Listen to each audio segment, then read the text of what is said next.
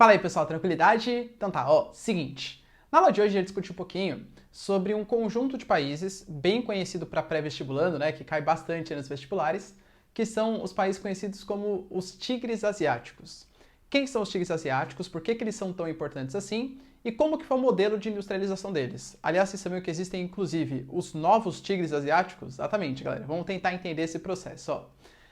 Os tigres asiáticos, eles são conhecidos por serem Hong Kong, Taiwan, Coreia do Sul e Singapura. Lembrando que hoje, por tensões com a China, Hong Kong, desde 1997, pertence parcialmente à China, né? A gente fala que a China é um país com dois sistemas, então Hong Kong tem uma relativa autonomia frente ao Estado chinês, mas pertence à China. E Taiwan também, Taiwan que desde a Revolução de 1949, da Revolução Chinesa, se tornou um país independente frente à China, mas não reconhecido pelos chineses. A galera de Taiwan não participou da Revolução e, aliás, os que não concordavam com a Revolução Chinesa fugiram para Taiwan e fundaram a verdadeira China, a Ilha Rebelde, segundo os chineses. Ou seja, esses dois primeiros têm grandes tensões frente ao Estado chinês. Taiwan nem reconhecido é como país pelos chineses, é a Ilha Rebelde, e Hong Kong é controlado, meio que a controvérsia, pelos chineses, tá bom? Coreia do Sul, que é muito mais autônomo, né? E Singapura também. Singapura, que aliás é um dos países que tem a maior taxa de urbanização do mundo, tá? É um país bastante desenvolvido, principalmente do ponto de vista tecnológico. Esses países, eles tinham uma característica bem similar. Todos eles eram praticamente subdesenvolvidos até o final da Segunda Guerra Mundial. Até a década de 50, a década de 60 começaram a mudar essa realidade. Por quê? Os Estados Unidos, a gente tem que entender, né? O contexto de formação desses países foi um contexto de Guerra Fria. Guerra Fria, onde tinha os norte-americanos e o seu capitalismo, e a União Soviética o seu socialismo. E cada um querendo aumentar suas áreas de influência. Os Estados Unidos, por exemplo, para conseguir fazer isso na Europa, criou o chamado Plano Marshall, que era uma espécie de repasse de verbas para a reconstrução dos países europeus naquele momento pós-Segunda Guerra Mundial, desde que eles se tornassem mais convergentes com a geopolítica americana. A Europa Ocidental, a gente pega a Alemanha Ocidental, França, Espanha, Portugal, etc., todos esses países receberam dinheiro do Plano Marshall, aumentando a sua dependência econômica. Para a Ásia, foi a mesma coisa. Só que ao invés de chamar Plano Marshall, a gente vai chamar ele de Plano Colombo. Ou seja, galera, basicamente é um dinheiro vindo dos Estados Unidos. Os Estados Unidos falava assim, fez isso com o Japão, inclusive, tá? E olha que o Japão tomou 2 bombas atômicas na cabeça por conta dos norte-americanos. Ô, Japão, você quer dinheiro para se reconstruir? O Japão, quero, claro, com toda certeza. Beleza, ó. Eu até te empresto esse dinheiro, Plano Colombo, né? Até te dou esse dinheiro, desde que tudo que você for comprar para para reconstruir o seu país, tem que ser produto americano, pode ser? Beleza. Você não pode pegar nada desse dinheiro para investir em exército. Nada bélico, armas, nada disso. Pode ser? Beleza, pode ser.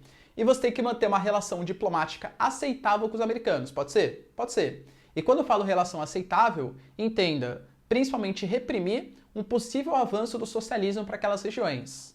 Vocês estão percebendo o que os Estados Unidos está fazendo? Ele está criando alianças pelo mundo, justamente por conta desse Plano Colombo para a Ásia ou Plano Marshall para a Europa, e em troca está recebendo o consumo dos seus produtos internos. Imagina uma indústria americana que não tinha muito mais para quem vender naquele momento pós-Segunda Guerra Mundial, começa a vender para a Europa, para o Japão, para os países dos tigres asiáticos aqui. Ou seja, todos esses países que receberam auxílio econômico e tinham como condição sine qua non a compra dos produtos americanos. Foi uma jogada de mestre dos Estados Unidos. Incentivou a indústria nacional e criou uma relação de dependência com os outros países do mundo, tá bom? Só que, percebam uma coisa importante, não pode investir em nada bélico, nada de exército. O Japão investiu muito em educação, tal, desenvolveu um novo modelo de produção, que é o toyotismo, tudo por conta desses investimentos americanos. E esses 4 países, eles pegaram essa grana e começaram a investir em educação. Educação, produção de conhecimento, pesquisa e tecnologia. Nisso, eles foram gradativamente criando uma mão de obra barata e qualificada. O que os investidores do mundo olham? Principalmente assim, década de 60, 70, que é o princípio da terceira revolução industrial, quando a gente está tendo o surgimento de tecnopolos, a globalização espalhando indústrias pelo mundo, aumento das transnacionais. a gente começa a perceber que Hong Kong, Taiwan, Coreia do Sul e Singapura estão desenvolvendo uma mão de obra barata e extremamente qualificada. Ou seja, os estados nacionais pegando o dinheiro do Plano Colombo e investindo em educação, em tecnologia. O Japão, país maior, mais desenvolvido e que não é bobo nem nada, começa a perceber, olha que interessante, tem ali alguns países próximos de mim, os tigres asiáticos são todos próximos ali do Sudeste Asiático, que estão crescendo bastante, que estão criando uma mão de obra barata e qualificada. O que eu vou fazer? Vou pegar as minhas indústrias, Honda, Toyota, Sony, etc., e eu vou transmitir, vou deslocar a minha parte produtiva do Japão, porque o Japão a mão de obra já é mais cara, os custos de produção já são mais elevados, e vou transferir para locais onde o custo de produção é mais baratinho, que é o caso dos tigres asiáticos. Ou seja, esses países eles começaram a crescer muito a partir de investimentos estrangeiros, auxílio econômico dos americanos e indústrias, não só, mas principalmente japonesas. Vocês estão percebendo como num curto espaço de tempo eles cresceram muito? É por isso que a gente chama esses caras de os tigres asiáticos. Quando você pensa num tigre, você pensa no animal... Desculpa a imitação, tá? O animal que faz...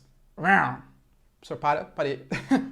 Ou seja, um crescimento, um tigre é um animal que dá um bote. É um animal que cresce muito rápido. Esse é o sentido de um tigre asiático. São países que eram subdesenvolvidos até a década de 60 e vai chegar na década de 80, já são países que nivelam, não com japoneses, mas países que são bem mais desenvolvidos. Então são os tigres asiáticos, países que cresceram muito em pouquíssimo tempo, deram bote, avançaram de maneira muito significativa, tá bom? Só muito cuidado, galera, porque esses países, né, seguiram um modelo chamado de plataforma de exportação. O que seria essa plataforma de exportação? Coreia do Sul, Hong Kong, Taiwan, Singapura são países extremamente tecnológicos, só que carecem de alguns produtos básicos. Não tem matéria-prima, são países bem pequenininhos, eles não têm um mercado consumidor tão eficiente.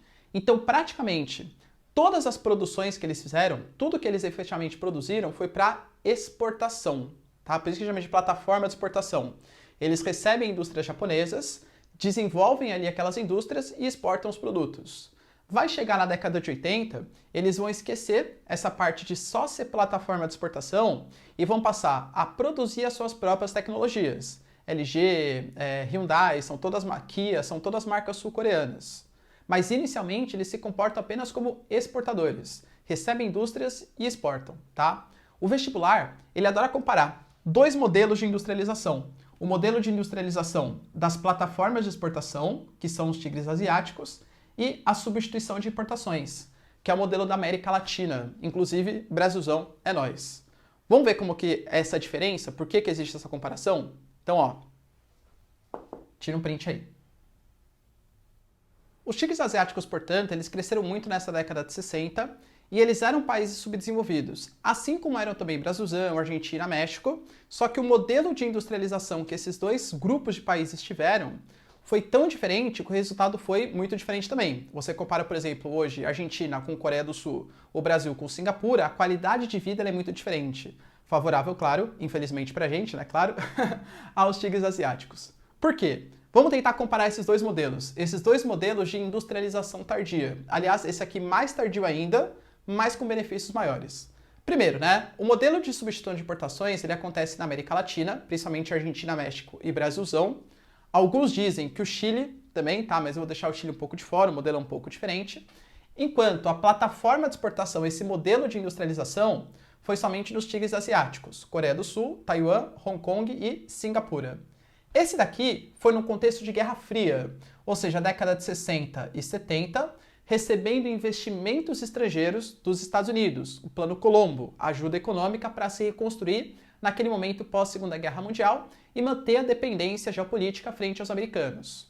Já esse aqui, a substituição de importações, aconteceu de maneira um pouco mais espontânea. Eram países que se preocupavam quase que exclusivamente com a exportação de produtos agrícolas. Vídeo Brasilzão é nós, que a gente exportava café. Chega na década de 30, até um pouco antes, a Primeira Guerra Mundial também, os antigos produtores agrícolas, eles não conseguem mais ficar só vendendo café, vendendo prata, vendendo, sei lá, trigo, porque não está vendendo mais nada. E aí eles começam a perceber que as indústrias estrangeiras, por conta da Primeira Guerra Mundial e crise de 29, não estão conseguindo dar conta do mercado interno. E em compensação, os produtores nacionais não estão dando conta de vender os produtos, não estão mais ganhando dinheiro vendendo café, por exemplo. O que eles fazem?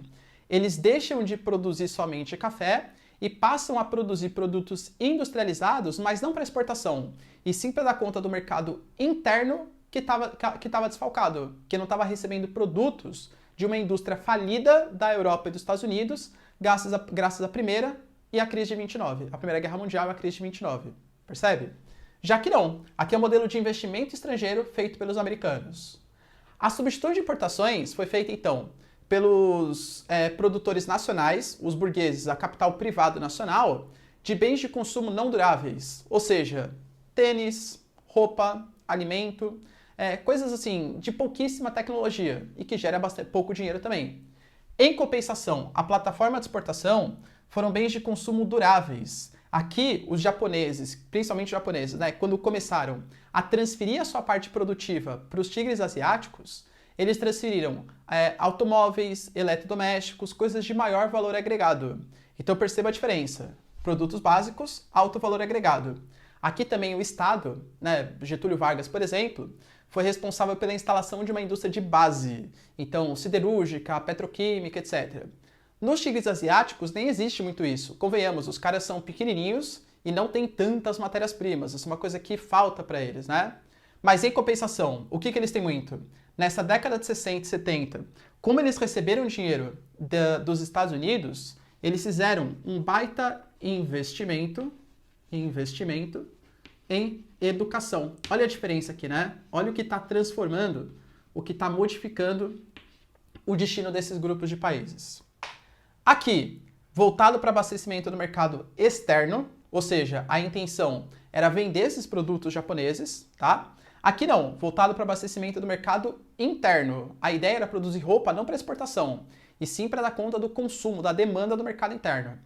Nas substituições de importações, o Estado, ele teve um papel central, então você tinha lá o Getúlio Vargas, ele desenvolveu a indústria de base, ele que colocou a localização industrial, ele que desenvolveu todo o sistema interessante. Aqui na plataforma de exportação é um modelo de economia muito mais liberal.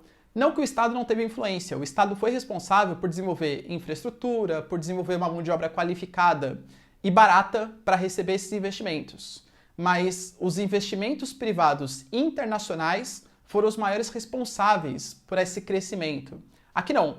Aqui o Estado, ele sempre teve um papel central, seja no modelo nacionalista ou nacional desenvolvimentista, mas sempre o Estado como o principal ator ali da jogada. Tudo bem? Tira um print aqui, galera. Os tigres asiáticos, então, eles conseguem uma grande tecnologia vinda de investimentos estrangeiros, principalmente dos japoneses, só que vai passar um tempo, eu estou falando para vocês de uma mão de obra barata e extremamente qualificada. Essa mão de obra qualificada vai aprendendo os processos produtivos dos japoneses e passa a não ser mais uma reprodutora de tecnologia, mas sim a produzir a sua própria tecnologia. Esse é o passo. Isso é o que faz o país se diferenciar de um país subdesenvolvido para um país desenvolvido. É a produção tecnológica. Hoje vai falar que a Coreia do Sul, por exemplo, é um país que reproduz coisas. Imagina, galera. Eu coloquei até aqui para vocês, Os tigres asiáticos passam a produzir as suas próprias tecnologias. O maior exemplo é a Coreia do Sul. Você pega, por exemplo, hoje, a Coreia do Sul tem marcas automobilísticas. A LG, A Hyundai, por exemplo, é uma marca sul-coreana. Tem marca de celular, Samsung é sul-coreana. A LG, a Kia, por exemplo, também, uma automobilística, são todas marcas sul-coreanas.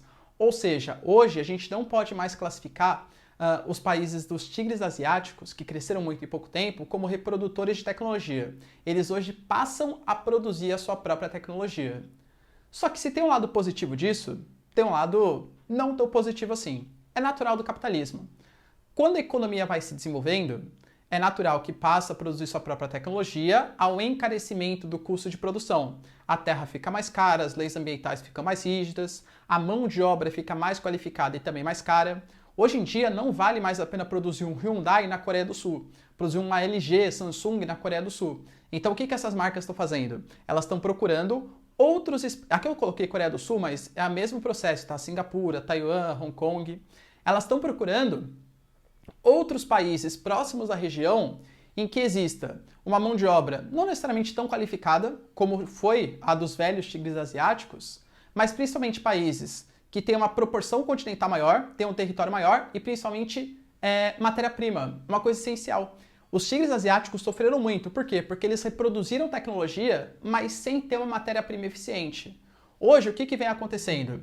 Após 1990 e os anos 2000, o aumento do custo de produção e há um deslocamento da parte produtiva. Isso é uma parte importante também, tá? Antes da gente entrar nesse contexto. Uma coisa é eu falar para vocês da parte da gestão, a outra é a parte produtiva. A gestão, a sede, a parte pensante da LG, da Samsung, etc., está na Coreia do Sul. Agora, a parte produtiva, a filial, onde vai aproveitar os menores custos de produção, isso está se deslocando. Porque muita gente vê isso, fala assim, tá vendo? Está deslocando a parte produtiva. Isso quer dizer que os tigres asiáticos estão perdendo importância econômica. Não. Hoje, a gente não vive mais num capitalismo industrial, onde a parte produtiva é a parte mais lucrativa. A gente está no capitalismo financeiro e informacional, onde a parte da gestão, desenvolvimento, royalties, tecnologia é a parte mais relevante. E isso ainda está centralizado nos países dos tigres asiáticos, tá bom? Então, deslocamento da parte produtiva para países com menores custos de produção. E aqui vai surgir um novo termo, os chamados novos tigres asiáticos. Coloquei a Indonésia como referência porque é o quarto país mais populoso, tem muito petróleo, muita matéria-prima, carvão vegetal também demais. A gente pode colocar Filipinas, pode colocar Malásia, enfim, outros países do Sudeste Asiático. Esses países hoje, eles estão se comportando como os antigos tigres asiáticos. Ou seja, são países que não têm uma produção industrial tão significativa, mas pela quantidade muito grande de mão de obra, pela disposição de matéria-prima e pela vontade, pelo baixo custo de produção, estão recebendo essas indústrias e estão funcionando também como plataformas de exportação. Tá certo que esses países, os novos, como eles são um pouquinho maiores, um pouquinho fica para o mercado interno também. Mas a grande vontade deles é exportar os produtos. Professor, quer dizer então que Indonésia, Malásia, Filipinas, eles vão agora se aproveitar desse deslocamento, dessa transferência da produção industrial. E assim como os antigos tigres asiáticos, eles vão aprender como produzir e passar a ser produtores de tecnologia? Não sei. Estou especulando. Não. Por quê? Porque falta investimento em educação. Falta a chavezinha, né? Que é educação e pesquisa e tecnologia. Se não investe em produção de conhecimento, pode ir, sei lá, o iPhone para lá. Não vai conseguir produzir um produto similar. Não vai conseguir produzir uma coisa tão qualificada como produz nos países centrais. É necessário investimento em educação e tecnologia e, pelo menos isso, por enquanto, os novos tigres asiáticos não têm. Beleza, galera? Deu para entender? Então, tira um print. E é isso aí. Espero que vocês tenham curtido a aula. Beijos, abraços e tchau. Até mais.